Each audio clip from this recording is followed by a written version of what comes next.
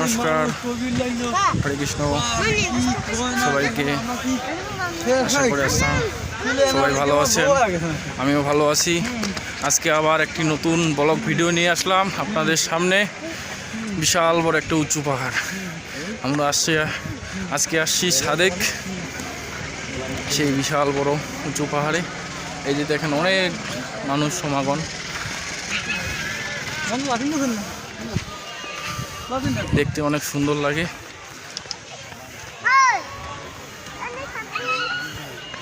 এই বর্ষক দেখো এদিকে সব কিছু সম্ভব।